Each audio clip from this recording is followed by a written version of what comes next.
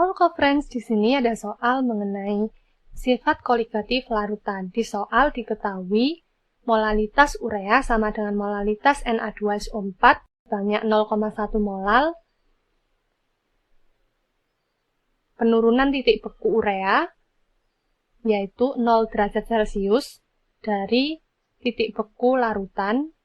Titik beku pelarut dikurangi minus 0,18 derajat Celcius dari titik beku larutan urea, maka diperoleh penurunan titik beku urea sebanyak 0,18 derajat Celcius.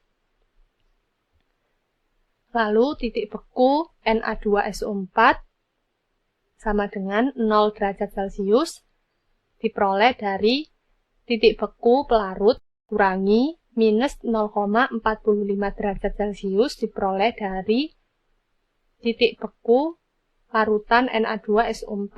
Maka diperoleh penurunan titik beku larutan Na2SO4 sebanyak 0,45 derajat Celcius.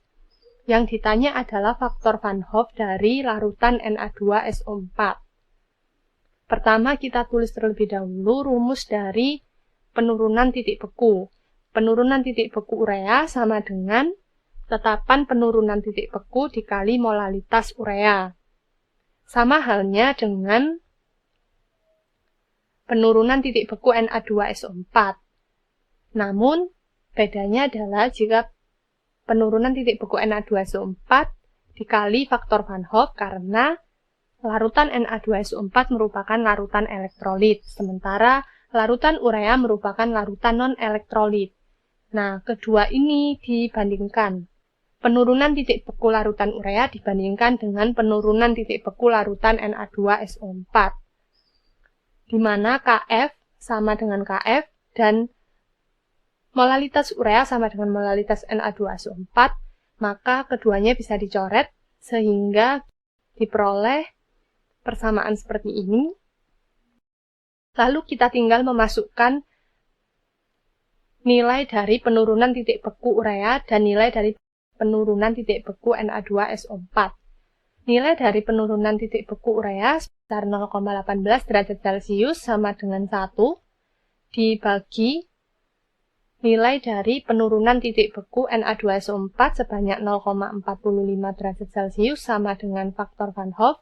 Maka sekarang kita tinggal mengalihkan silang. Faktor Van Hoff kali 0,18 derajat Celcius sama dengan 1 kali 0,45 derajat Celcius.